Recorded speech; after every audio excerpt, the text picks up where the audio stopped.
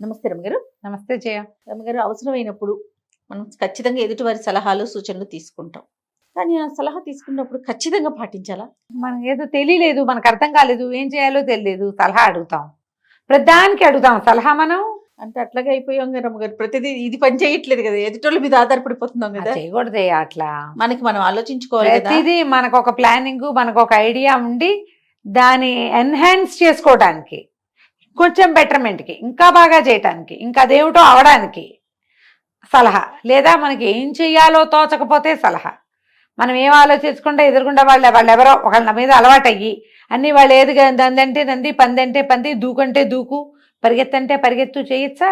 చేయకూడదు కదా. అప్పుడు సొంత బ్రెయిన్ ఏమైనట్టు? అంతేగా. అలా చేయకూడదు. కొంచెం ఆలోచించాలి. ఒక్కొక్కళ్ళు ఉంటారు జయ. ఇప్పుడు సందర్భం వచ్చింది వేసేస్తా చూడు. నేను పంచాంగం చూసుకోరు, క్యాలెండర్ చూసుకోరు, అన్ని నన్నే అడుగుతారు జయ. నేను చూస్తా కదా మీకు వచ్చే ఫోన్లు. ఎందుకు అట్లా? అది కాదు, అదే నేను దొరికానని అడిగితే ఎలాగమ్మా మరి అన్యాయంగా?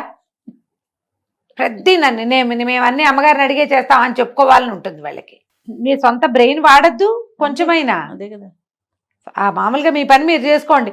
మీకు ఏం చేయాలో తోచకపోతే నన్ను అడగండి అమ్మా దయచేసి ప్లీజ్. నేను చెప్పేస్తున్నా. ఏంటి నేను దొరికానని అడుగుతారా మీరు? మీరు ఆలోచించుకోరా? చిన్న చిన్న విషయాలు కదండి, చాలా చిన్నవి. ఏదో తెలియకపోతే పోనీ మీ చుట్టుపక్కల ఎక్కడ అడగండి, నేను దొరికానని అన్ని నన్నే అడుగుతారు. అంత దొరికించుకోండి కాండమ్మా, నేను మెల్లిగా బ్లాక్ చేసేస్తా. ఇంకదే చేస్తా. పదే పదే వెంబడి పడుతున్నారనుకో, మామూలు విషయాలు కూడా.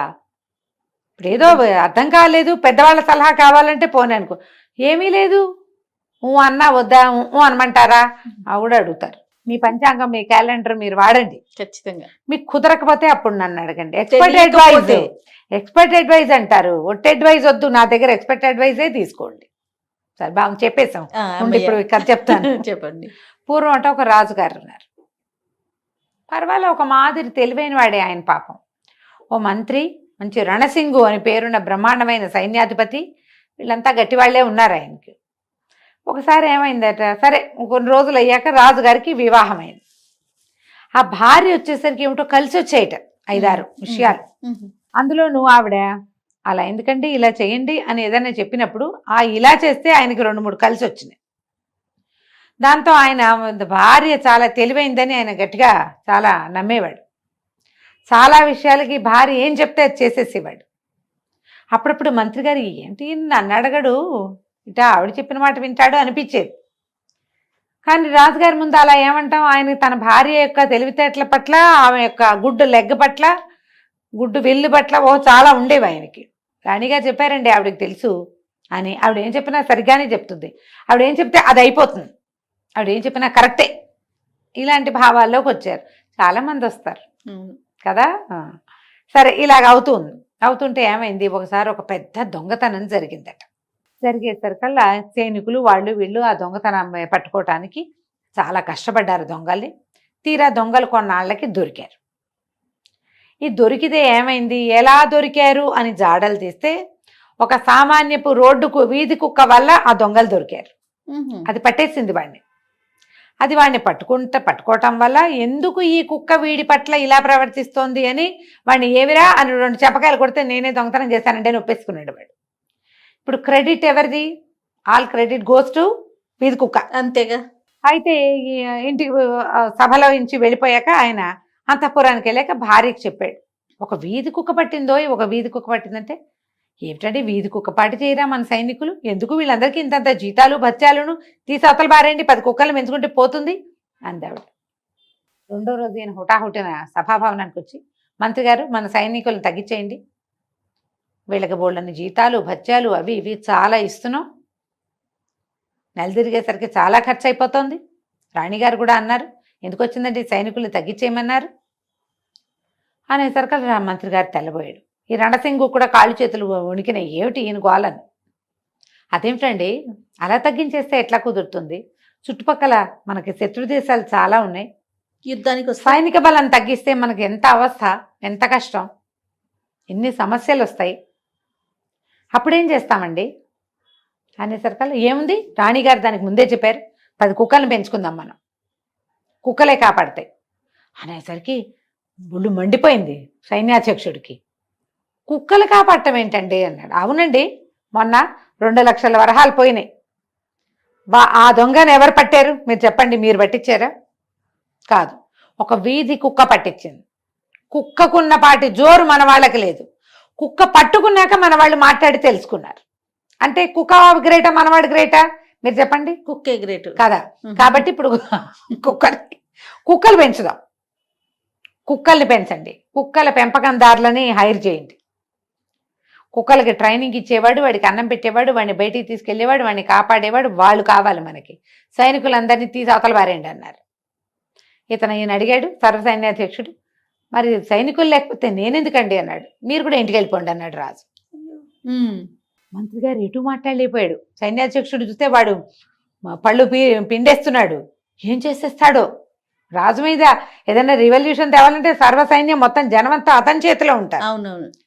ఈయన జాగ్రత్తగా ఊరుకోబోయా అంటుంటే ఊరుకోమంటారండి.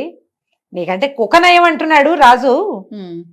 మాకంటే కుక్కల నయం అయితే కుక్కల్ని పెంచుకోండి మీరు, మేము చెయ్యం. మాకు మీ జీతాలక్కల బచ్చాలక్కల మొత్తం 1,00,000 సైన్యం తీసిపారేశారు. సైన్యాధ్యక్షుడు ఇంటికి వెళ్ళిపోయాడు. అక్కడి నుంచి ఇక వీధిలో ఎక్కడెక్కడి కుక్కల్ని చేర్చారు రాజస్థానంలో.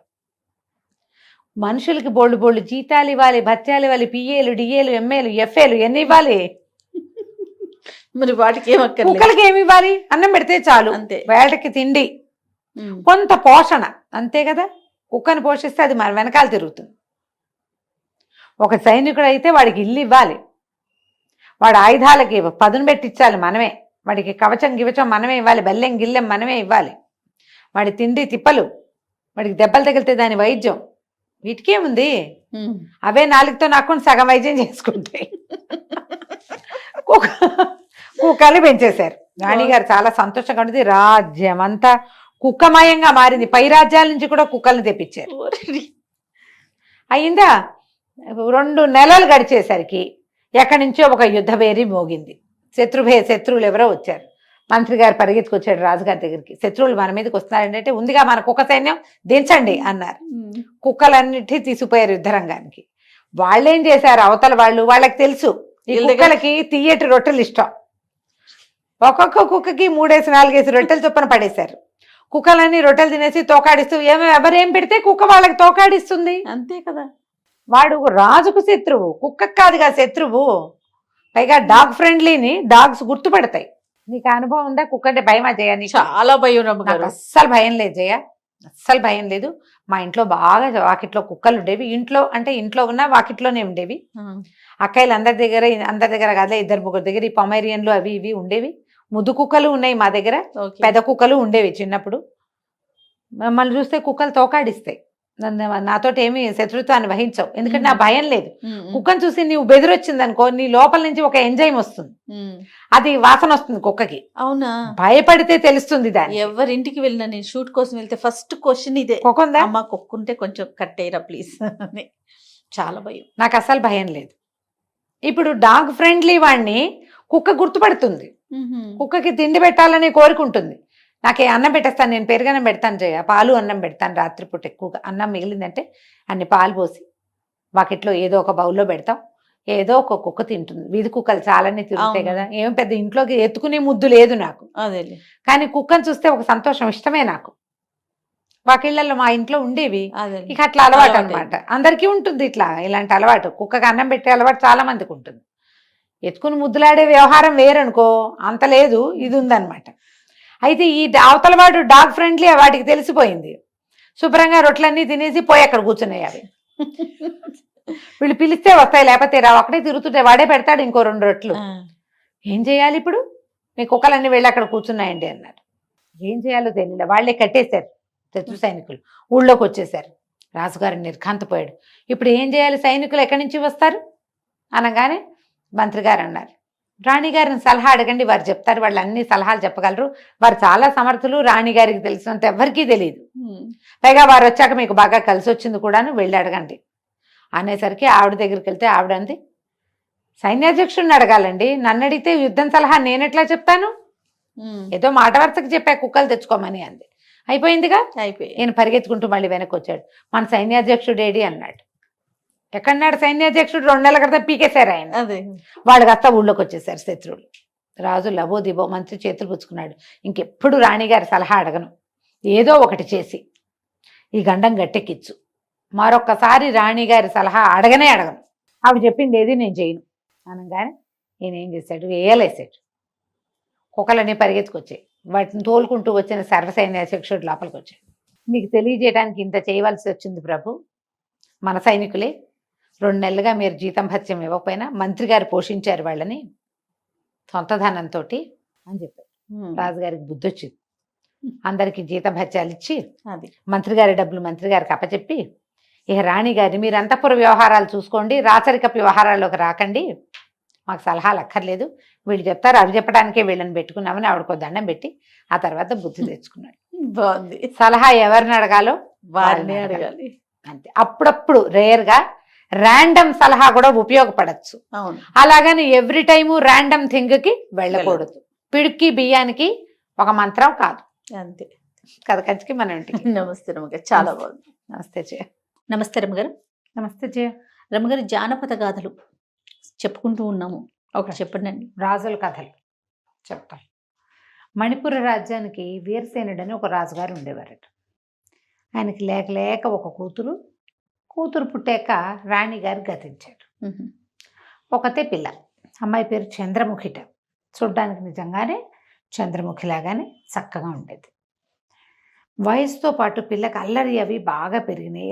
ఏకపుత్రికలకి ఇవి ఉంటాయి, తల్లి లేదు అందులో, ఎప్పటికీ వాళ్ళు పెద్దవాళ్ళు అవ్వరు, చిన్నపిల్లలుగానే ఉంటారు, ఆడకాయితనమే ఉంటుంది, తల్లి కూడా లేదు. దాంతో అమ్మాయిది ఆడిందాట పాడింది పాట. తండ్రికి కూతుళ్ళవేవి సాధారణంగా తండ్రులకు తప్పులుగా తోచవు, అని నచ్చుతూ ఉంటాయి.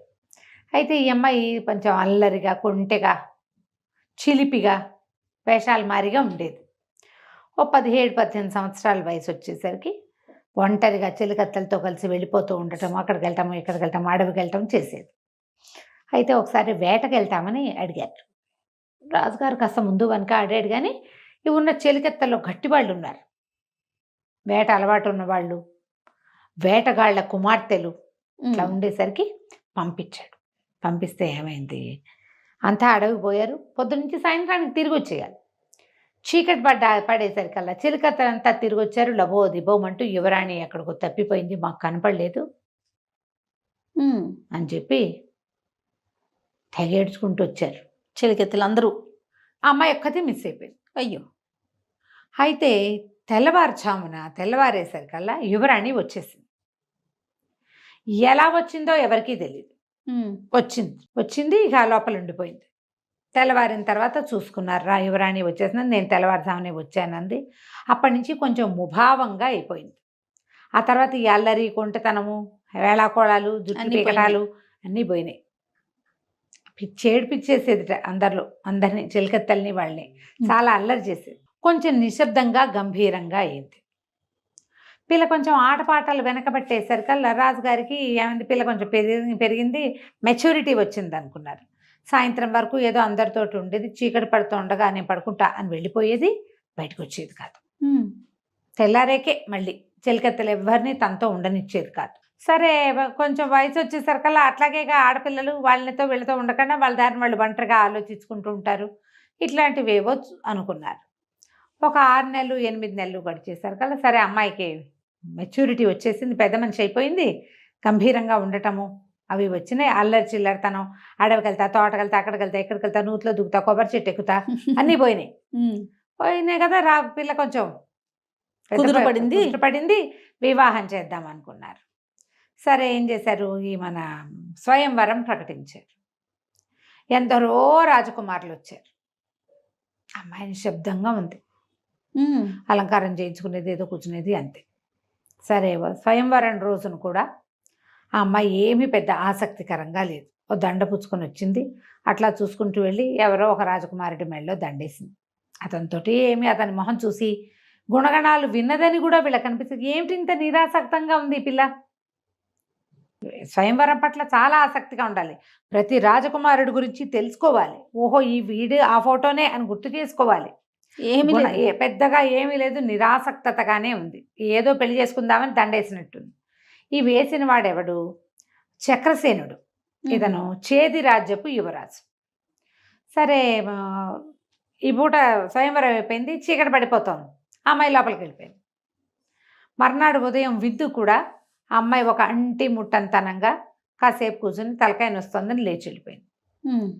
ఈ రాజకుమారుల వ్యవహారాలు పక్కపక్కన కూర్చోటాలు అవి ఉండవు కదా, కాస్త అట్ట ఎదురుగుండా కూర్చున్నారు. అమ్మాయి ముసుగు కూడా వేసుకుంది, బాగా కనపడలే, అలంకారాల్లో వాటిలలో అతనికి తెలియలే. కానీ ఈమె అద్భుత సౌందర్యవతని చెప్పుకున్నారు బాగా అందరూ. అమ్మాయి చాలా అందగతే, మేము ఒకళ్ళిద్దరం ఫోటోలు చూసాం అన్నారు. అయితే బాగున్నట్టే, ఆకారం విగ్రహం అది కనపడుతోంది, పర్వాలేదు. మొహము కవళికలు నవ్వు మాట పలుకు చిలుకు ఏమీ లేవు. సరే అతనికి కూడా అర్థం కాలే, కానీ ఏముంది మన ఇంటికి వస్తుంది కదా అని. అక్కడ ఏమిటి పెళ్ళిళ్ళు వీళ్ళ పద్ధతి, స్వయంవరం, రాకుమారుడు రాకుమార్తె పక్క పక్కన కూర్చుని పెళ్లి చేసుకోవటాలు లేవు అక్కడ. స్వయంవరమే పెళ్ళి. ఇప్పుడు వివాహపు తంతంతా ఈ చక్రసేనుడి కత్తితోటి ఆయన గారి చంద్రహాసాన్ని తీసి అక్కడ పెట్టి నేను వెళ్ళొస్తానండి అని తన దారిని తను వెళ్ళిపోయాడు.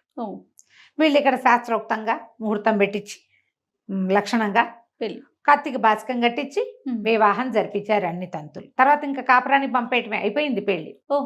ఈవిడితో బోల్డ్ అంత గుంపు చెలికత్తెలనిచ్చి, చిన్నప్పటి నుంచి అమ్మాయికి సేవ చేసిన దాదులనిచ్చి ప్రయాణం చేయించి చేది రాజ్యానికి పంపారు.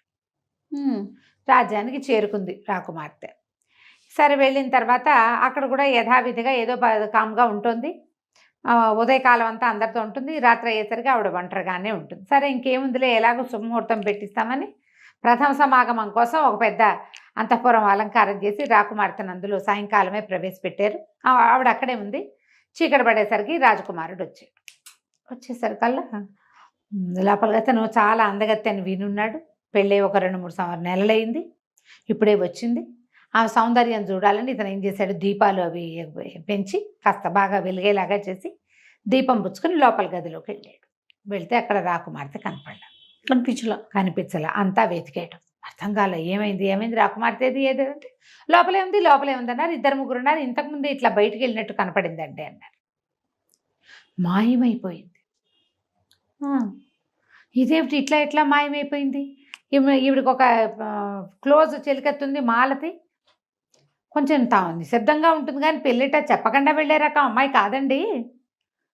కాస్త కామ్గా ఉంది, ఇదివరకు అల్లరి చిల్లరగా ఉండేది, ఇప్పుడు చిలిపితనం తగ్గింది, బాగా పెద్ద తరహాగా ప్రవర్తిస్తూ అసలు నాకు తెలియకుండా అంతఃపురం అడుగు దాటు బయట పెట్టదు. పైగా మా ఊళ్ళో అయితే అన్నీ తెలుసు, మీ ఊళ్ళో మా పిల్లకేం తెలుసు? రాకుమార్తెకి ఏం తెలియదు కదా ఇక్కడ. ఎట్లా మాయమైంది అర్థం కాల.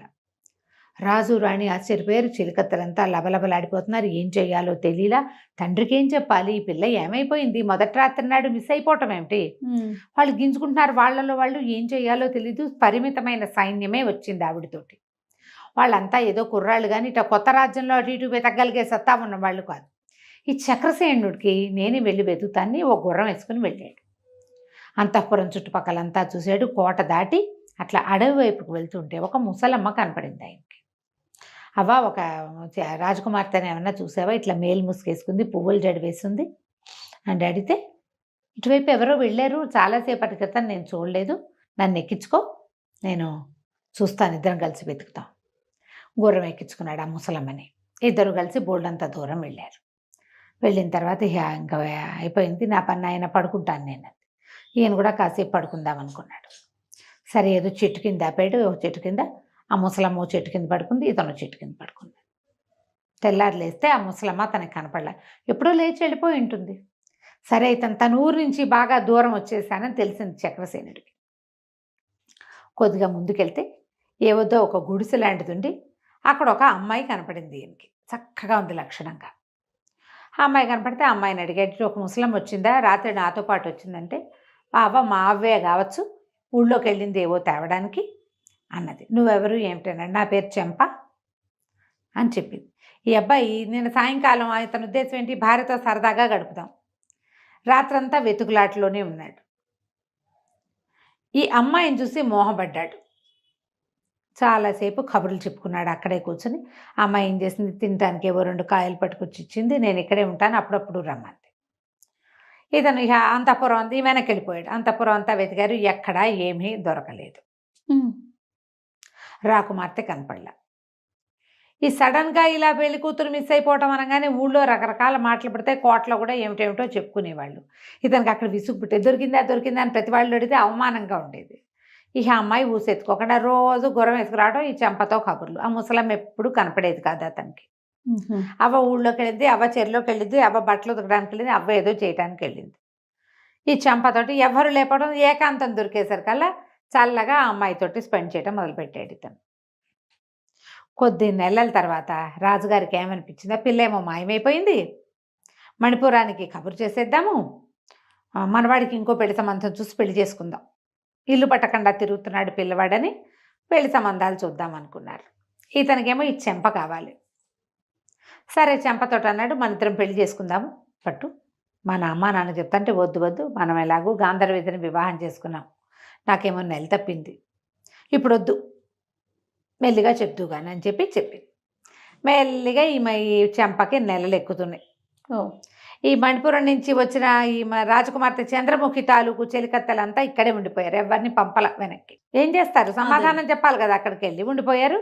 ఈ అమ్మాయికి నెలలు ఎక్కగా ఒక రోజు అన్నాడు, నువ్వు నాతో వచ్చేసేయి, రాజభవనానికి వెళ్ళిపోదాం, ఒంటరిగా పురుడు ఎట్లా పోసుకుంటావు, మీ అవ్వ ఒక్కతే నిన్ను పురుడు పోయలేదు, నీ వల్ల అవ్వదు అంటే, కాదు ఆవిడ ససేమిరా, అమ్మాయి ఒప్పుకోలే, వద్దు తన నిండు నెలలతోటి రాజమందిరానికి వస్తే నన్నేమనుకుంటారు, ఏం వద్దు, సంతానం కలిగాక తీసుకెళ్తూ కానీ చెప్పి ఇట ఏం చెప్పకుండా ఒక రోజున గర్భవతిని నిండు నెలలతో ఉన్నదాన్ని తీసుకెళ్తే అవమానంగా ఉంటుంది, ఏం వద్దు, నాకు సహాయం అక్కర్లా, మా అవ్వే నాకు చాలు, ఏం పర్వాలేదని ధైర్యం చెప్పింది.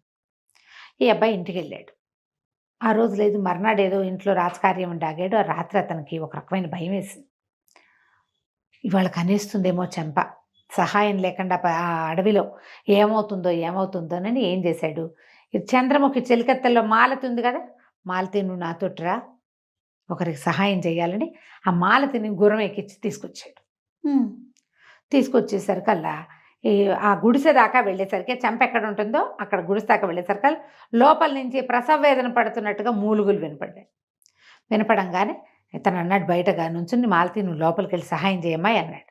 ఆ మాలతి లోపలికి వెళ్ళి కేవ్వమని పెద్ద కేకేసి, ఇతను హడిలిపోయి ఏమిట్రా అని లోపలికి పరిగెత్తికెళ్ళి చూస్తే ఇంకేముంది, అక్కడ నిప్పులు పడుతోంది, చెంప కాదు ముసలమ్మ. ఏ అవ్వనైతే మొదట ఇతను చూశాడో ఆ ముసలమ్మ, సంవత్సరం నుంచి ఆవిడ కోసం చూస్తున్నాడు, ఎప్పుడు కనపడని ముసలమ్మ అక్కడ నిప్పులు పడుతుంది. ఇక కళ్ళు తిరిగిపోయినాయి అతనికి. అయ్యో అవ్వా, ఏమిటి నీకు ఈ గతి, చంపేది అన్నాడు. నువ్వు బయటికి వెళ్ళు, తర్వాత చెప్తాను అని చెప్పింది. బయటికి వెళ్ళిపోయాడు. ఇంతలో ఒక 5 నిమిషాలు 10 నిమిషాలు గట్టి నొప్పులు వచ్చి ఆవిడకి ప్రసవం అయిపోయి ఆ ముసలమ్మకి మగ పిల్లవాడు బయటపడ్డాడు. పిల్లవాడు బయటపడేసరికల్లా ఈ ముసలి రూపంలో ఉన్న ముసలావిడ చెంపగా మారిపోయింది, చెంపే అయిపోయింది. మాలతి తెల్లబోయింది. చంద్రముఖి నువ్వా అని కేకలు పెట్టేసరికి మళ్ళీ లోపలికి వచ్చాడు. ఏమిటమ్మా ఏం అరుస్తున్నావు, చంద్రముఖి ఏంటి ఇది చెంపనాడు. అయ్యో బాబు కాదండి, చంద్రముఖి మా రాకుమార్తె, 5వ ఏటి నుంచి కలిసి పెరిగాం, నేను గుర్తుపట్టలేనా, చెంపేమిటి, ఈ అడవిలో ఉండటం ఏమిటి తల్లి, నువ్వు ఇక్కడ పిల్లాన్ని గంటమేమిటి, ఆ ముసలి వికృతాకారం ఏమిటి, ఓహో లవలవలా ఏడ్చింది ఆ మాలతి. ఏడ్చేసరికి నేనేం చేయను, నా కర్మానుభవం, నాకు ఇంకో దారి లేక ఈ అడవిలో ఉంటున్నాను అని అప్పుడు చెప్పింది. సంవత్సరం క్రితం వివాహానికి ముందు అడవికి వెళ్ళిన రోజున నేను అడవిలో తప్పిపోయినప్పుడు నాకు ఒక లేడీ కనపడింది. అన్నిటినీ వేటాడుతూ ఉన్నాం కదా, ఆ లేడీని కొట్టబోయి ఆ లేడీ పక్కన కూర్చుని ఉన్నటువంటి మునిని కొట్టాను నేను బాణంతో. ఆయన నీ ఆటకాయితనంతో యవ్వన మదంతో ఇలా చేసావు, ముసల్దాని వైపోమని చెప్పించాడు, మీరెవ్వరూ లేరు, నేను ఒక్కదాన్ని ఉన్నా. ఆయన ఎంతో బతిమలాడితే నీకు వివాహం అయ్యి కుమారుడు జన్మించాక నీకు అది పోతుంది, ప్రతిరోజు రాత్రిపూట నువ్వు ముసల్దాని అయిపోతావని చెప్పాడు. ప్రతి రాత్రి నేను ముసలి వేషంలోనే ఉంటున్నాను, వృద్ధాప్యం వచ్చేస్తోంది, అందుకని చీకటి పడేసరికి లోపలికి వెళ్ళిపోయి తలపేసేసుకుంటుంది, తెల్లారేసరికి మామూలుగానే ఉంటుంది. ఆయన సడలించి ఇది ఇచ్చాడు నాకు, పగలంతా నేను ముసల్దానిగా ఉండను, సాయంత్రమే ఉంటా, అందుకని సాయంకాలాలు దాక్కున్నాను. మా మొదటి రాత్రి నాడు ఇతను నన్ను చూశాడంటే ఆ ముసలి రూపుతో ఏం చేస్తాడు అని పారిపోయాను. పారిపోయాక మళ్ళీ అతనికే కనిపించాను, తెల్లవారు అతనే నన్ను చూశాడు మళ్ళీ. సరే ఎలాగూ నా భర్తే కదా అని అతనితో కాపురం చేసి, ఎలాగూ ఒక కుమార్తె ఒక సంతానం పుట్టాక నాకు ఈ శాప విమోచన అవుతుంది, అప్పుడే చెప్పచ్చని చెప్పకుండా ఊరుకున్నాను. బాగుంది. నిర్ఘాంతపోయాడు చక్రసేనుడు. సరే ఆ చంటి బిడ్డని ఎత్తుకుని మాలతి ఆ అమ్మాయిని మోసుకుంటూ ఇంటికి రాజ్యానికి తీసుకుపోయాడు. వచ్చాడు. రాజ్యానికి తీసుకెళ్ళి తండ్రికి జరిగిందంతా చెప్పాడు. మరి వారసుడు కూడా వచ్చేసాడు. అప్పుడే పెళ్ళయింది, ఇంకో పెళ్లి సంబంధాలు చూద్దాం అనుకుంటుంటే ఆ తర్వాత అన్నీ నార్మల్ అయిపోయినాయి. కథ కంచికి మనం ఇంటికి.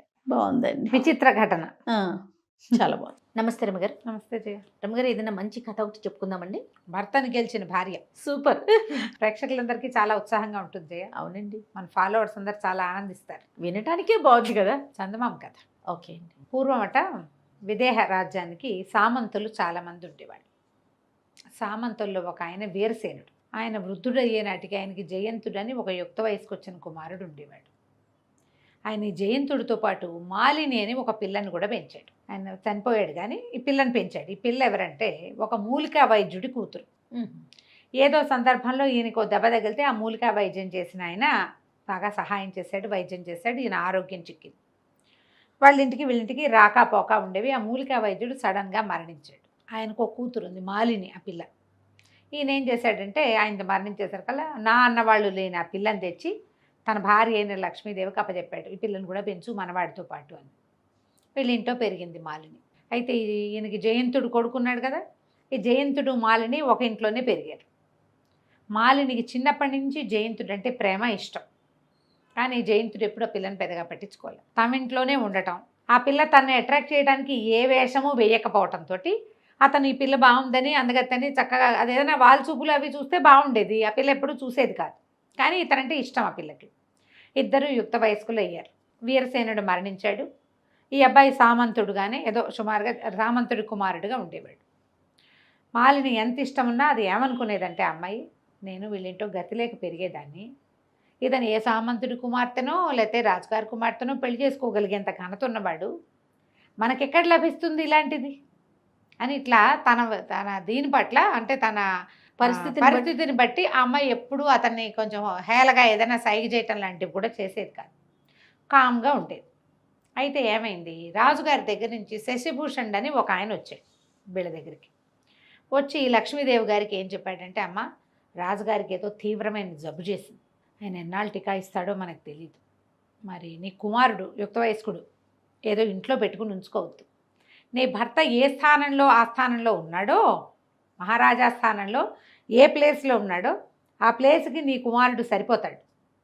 రాజుగారు ఆరోగ్యంగా ఉండగానే పిల్లవాడిని కనుక అక్కడికి పంపేవంటే మరి ఇతనికి ఉద్యోగం స్థిరపడిపోతుంది, సామంతు గారి కొడుగ్గా కాకుండా సామంతుడుగా ఉంటాడు అని నచ్చజెప్పాడు. నచ్చజెప్పేసరికల్లా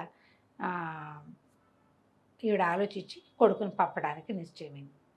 కొడుకుని ఎక్కడికి పంపాలి, వీళ్ళు ఉన్నది చిన్న ఊరు, మహారాజాస్థానికి పంపాలంటే విదేహకి పంపించేసేయాలి. ఈ అబ్బాయి వెళ్ళిపోతాడనగానే ఈ పిల్ల మెల్లిమెల్లిగా కళ్ళ నీళ్ళు తుడుచుకోవటం మొదలుపెట్టింది. తుడుచుకుంటుంటే ఏమన్నది, ఆవిడ అడిగింది 1-2 సార్లు, ఎందుకే అమ్మాయి అంటే, పాపం రాజుగారికి జబ్బు చేసిందని బాధగా ఉందండి అని. తర్వాత ఇంకో 2 రోజులు పోయాక అతను బయలుదేరాడు.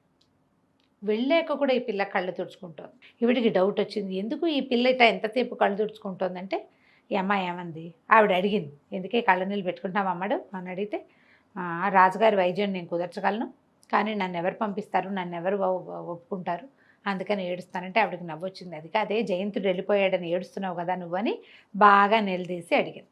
అవును, జయంతుడు అంటే ఇష్టమని ఒప్పుకున్నాక ఏమంది, రాజుగారికి వైద్యం చేయగలను అత్త నేను అని చెప్పేసరికల్లా, మా నాన్న నాకు ఇలాంటి వైద్యాలు చాలా చెప్పాడు చిన్నప్పుడు, 12-10 ఏళ్ళు వచ్చేదాకా తండ్రితో ఉంది, కొన్ని మూలికలు నేను గుర్తుపడతాను కూడా, మా నాన్న తీసుకెళ్ళేవాడు అని చెప్పేసరికల్లా, సరే ఈవిడ ఏం చేసింది, పిల్ల వైద్యం చేసినా చేయకపోయినా జయంతుడిని ఒకసారి చూసొస్తుందని రాజాస్థానానికి కబురు చేసి ఈ పిల్లని బండి కట్టించి పంపించింది.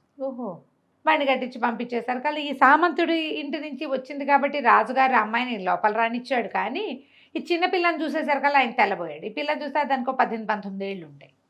ఈ 18 ఏళ్ల చిన్నపిల్ల ఇది నాకేం వైద్యం చేస్తుంది, మూలికా వైద్యం చిన్న పనే, ఎంత తలపండిపోవాలి దానికి.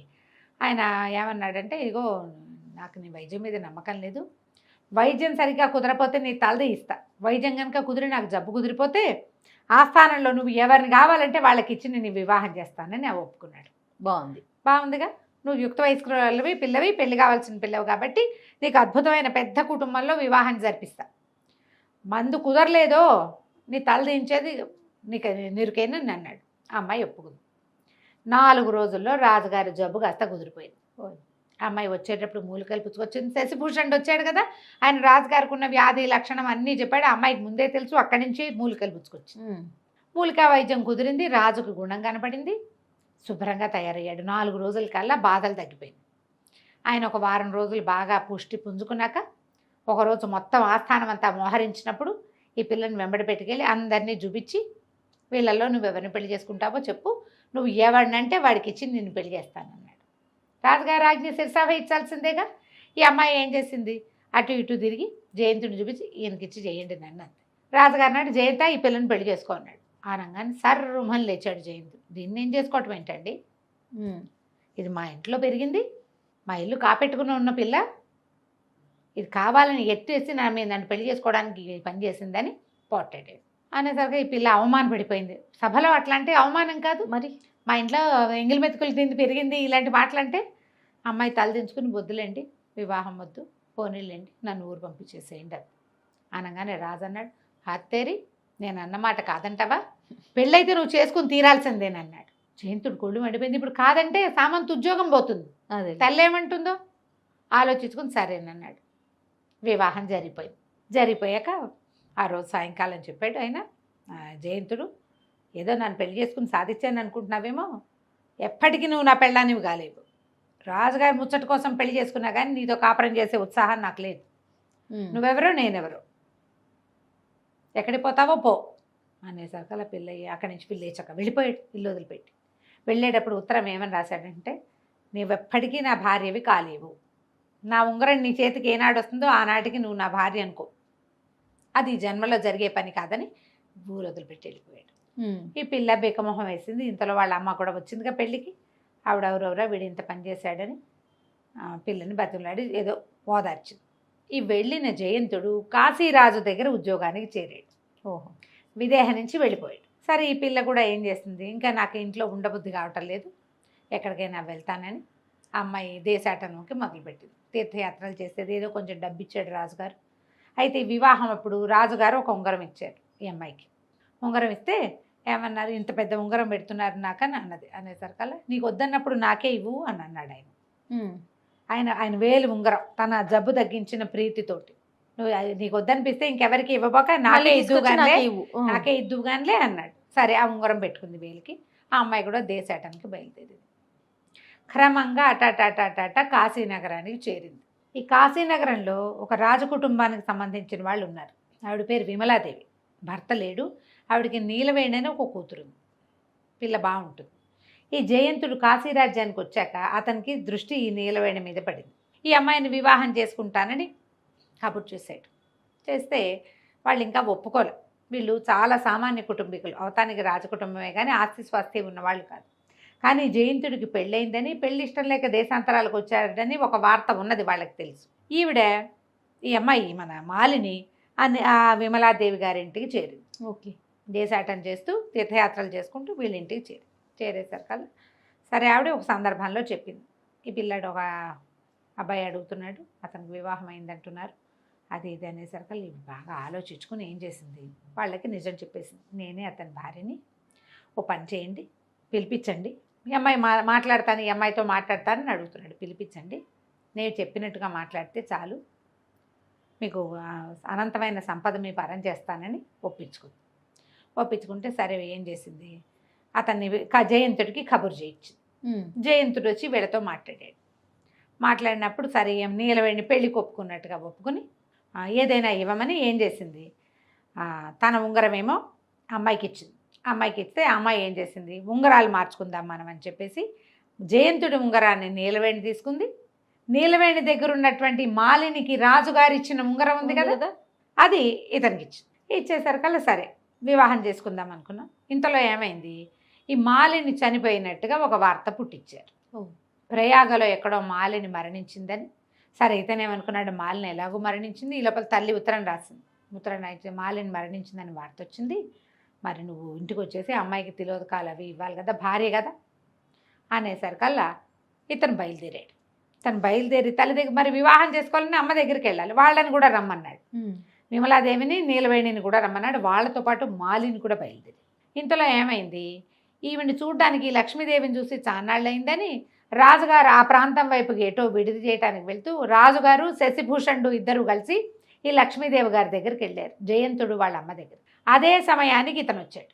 వచ్చేసరికల్లా మాలిని ఎలా ఉంది ఏమిటి అని రాజుగారు అడిగేసరికల్లా మాలిని చనిపోయిందన్న వార్త చెప్తే ఆయన చాలా బాధపడ్డాడు. అయ్యో, నాకు వైద్యం చేసింది ఎంత చక్కటి పిల్ల, జయంతుడికి ప్రాప్తం లేకపోయిందంటే శశిభూషణుడు అన్నాడు, జయంతుడు ఎట్లాంటి దురదృష్టవంతుడు, రాజు మాట నిలబెట్టల, తల్లి మాట నిలబెట్టలా, భార్యని పోగొట్టుకున్నాడు.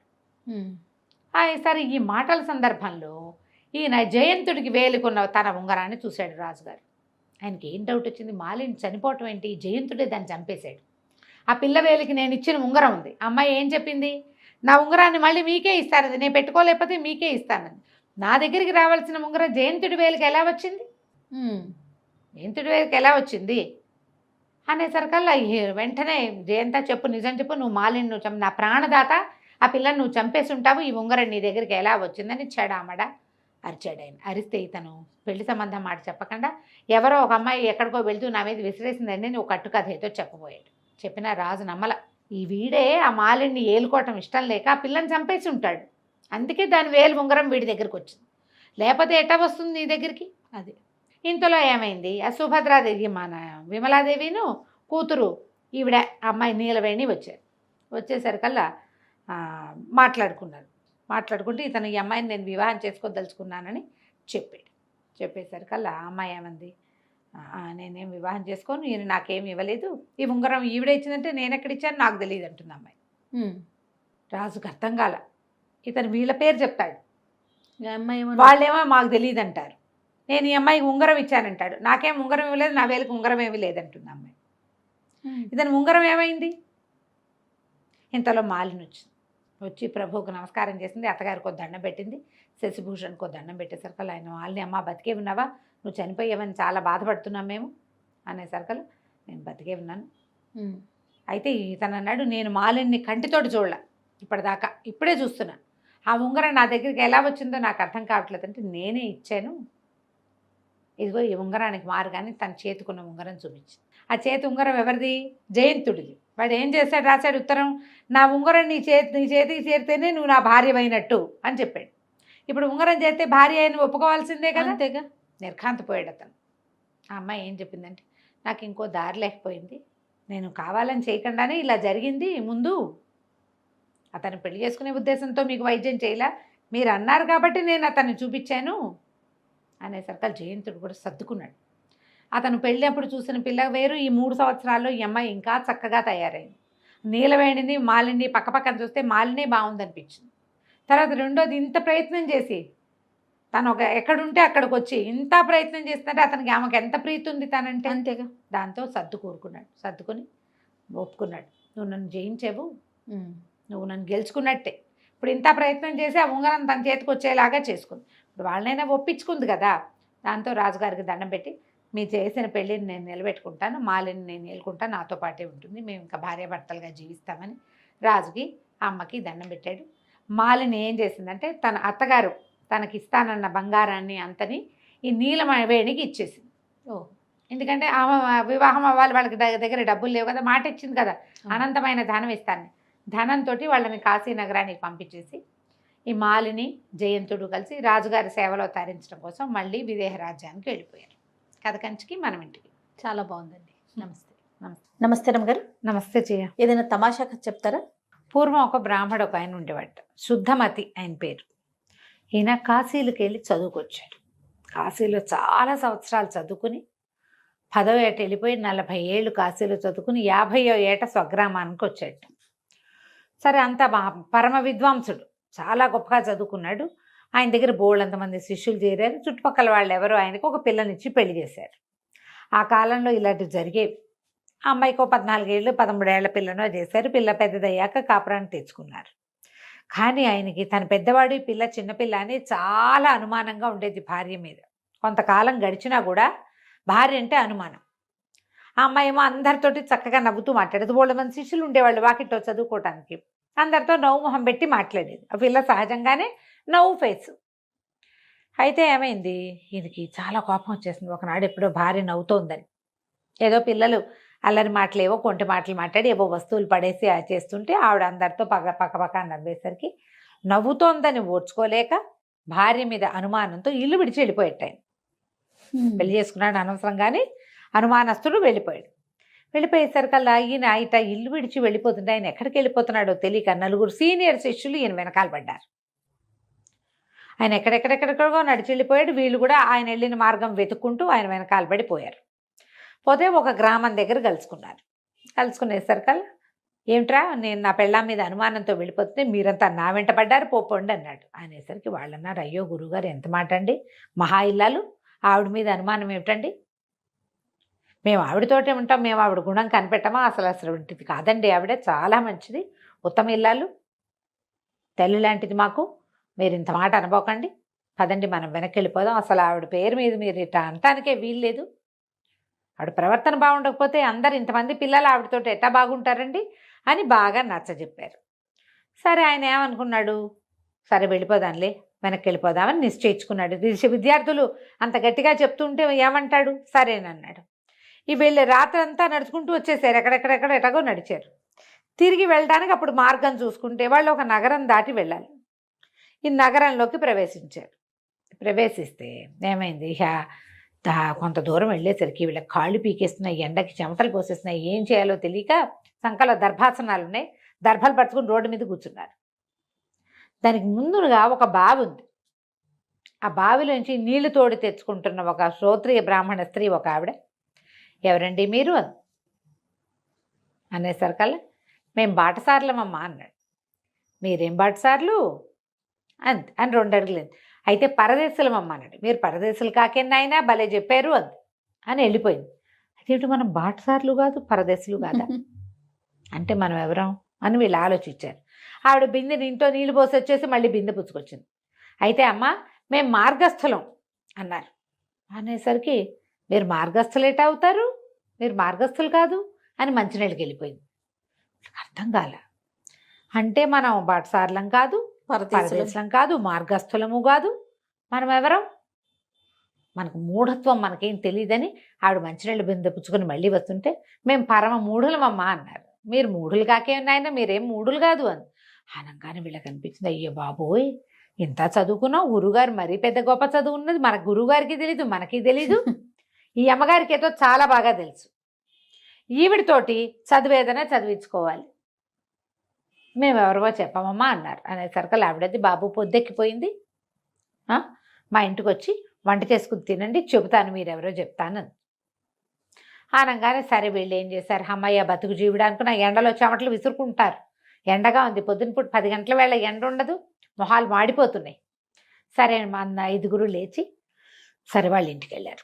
ఆవిడ ఏం చేస్తుంది, ఇట్లా అతిథులు అవి వాళ్ళు వచ్చినప్పుడు వండుకోవడానికి వీళ్ళ వంటిల్ని అనుకుని ఇంకో పెద్ద వంటిల్లు ఉంది బయట వాళ్ళు వండుకునేందుకు. ఈవిడ మడి ఆవిడది, వాళ్ళ మడి వాళ్ళది.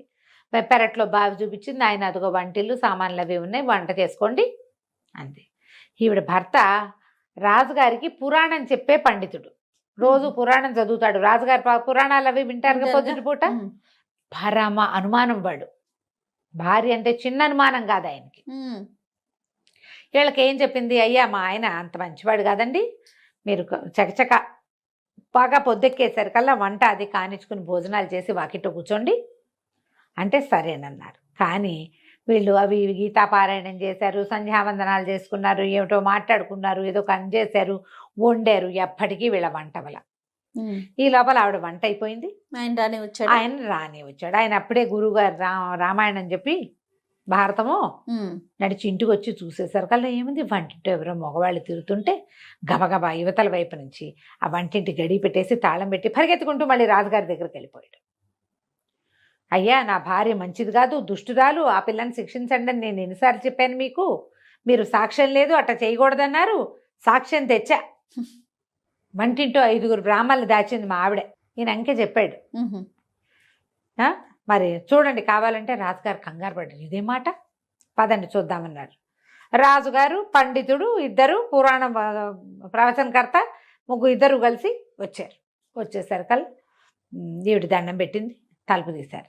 తలుపు తీసి చూస్తే ఏముంది, విభూతి పిటికట్లు పెట్టుకుని బ్రహ్మాండంగా గోచీలు పెట్టుకుని వంట వండుకుంటున్న బ్రాహ్మణులు కనపడ్డారు. ఈయన బిక్క నిర్కాంతిపోయాడు, ఎవరో ఏమిటో అనుకుంటే వీళ్ళు విభూతి కట్లు పెట్టుకున్నారు శుభ్రంగా, ఏమిటో మంత్రాలు చదువుకుంటూ అన్నం వండుకుంటుంటే వాళ్ళని ఏమనాలో తెలియలే.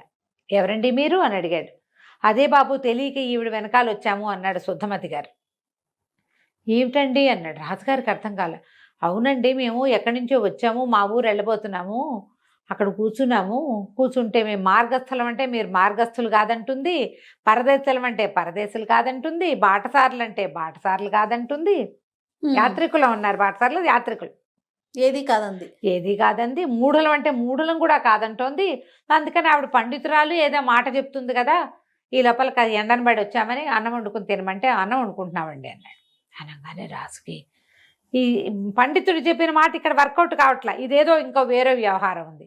అక్కడి నుంచి బ్రాహ్మణ ఆవిడ్ని పిలిచాడు, దండం పెట్టాడమ్మా, వీళ్ళని మార్గస్థులు కాదని ఎందుకన్నావమ్మా? మార్గస్థులైతే దారి మధ్యలో కూర్చుంటారండి ఎవరైనా? వీళ్ళు దారి మధ్యలో దర్భలు వేసుకుని కూర్చున్నారు. మార్గంలో నడిచిపోయే వాళ్ళు నడిచిపోతారు, దారిలో కూర్చున్న వాళ్ళని మార్గస్థులని ఎలా అంటాం? పాయింట్. నువ్వు పరదేశులు కాదని అన్నావేంటమ్మా, వీళ్ళది ఊరు కాదు కదా అని. పరదేశి అయితే పరదేశికి మన భాష ఎట్లా వస్తుందండి? వాళ్ళు మన భాషే మాట్లాడుతున్నారు కాదు, మన భాషే మాట్లాడుతున్నప్పుడు వాళ్ళని పరాయి దేశం వాళ్ళని ఎట్లా అనుకుంటాం? వాళ్ళు పరదేశులు కాదు, మన దేశం వాళ్ళే, ఇక్కడే ఏదో ప్రాంతం, దగ్గర ప్రాంతం వాళ్ళే. పాయింట్ ఇది కూడా. మరి యాత్రికులు అన్నారు వాళ్ళు, అంతే కదా, అక్కడెక్కడి నుంచో వస్తున్నామని చెప్పారు. అంటే అట్లా ఎట్లా అవుతారండి వాళ్ళు? అనుకోండి పోనీ అట్లాగే, ఎక్కడ బస చేయాలో అక్కడ బస చేస్తారు, దారి మధ్యలో కూర్చుంటారా? యాత్రలు చేసే వాళ్ళకి ఎలాంటి ఐడియాలు ఉంటాయి? అంతేగా, ఎక్కడ సత్రాలు ఉన్నాయి ఏంటనేది తెలుస్తుంది, చూసుకొని వెళ్తారు. ఇది కూడా పాయింట్. ఈ పాయింట్లన్నీ వర్కౌట్ అయ్యాక రాజుగారు రండి, మీరు మూఢులు కాదని అన్నావుట కదమ్మా, మూఢులు కాదంటావా అమ్మా వీళ్ళని? ఆవిడ మాట్లాడకుండా నుంచి చెప్పలే సమాధానం. రాజుగారు ఈవిడేదో కంగారు పడుతోందని, అమ్మ నువ్వేం భయం లేదు, నువ్వేం చెప్పినా సరే. ఈవిడంది, వాళ్ళు మూఢులు ఎందుకు అవుతారండి? మిట్ట మధ్యాహ్నం అపరాహ్న వేళ 5 బ్రాహ్మణుడు వంటింట్లో ఉంటే ఆ 5 తన పెళ్ళామే దాచిందని చెప్పే పండితుడు, అంత మాట పండితుడు చెబితే దాని వెనకాల నమ్మి వచ్చే రాజు కంటే మూఢులు ఎవరైనా ఉంటారా లోకంలో? మిట్ట మధ్యాహ్నం వేళ ఎవరైనా వ్యవహారాలు చేస్తారా? అది కూడా 5 బ్రాహ్మణులతో. వాడో మూఢుడు, వాడిని నమ్మిన రాజు ఇంకో మూఢుడు. రాజుగారు నాలి కొరుక్కున్నాడు, పండితుడు కూడా సిగ్గేసింది. మరి ఏం జరుగుతోందని మనం అనాలి ఈ మాట?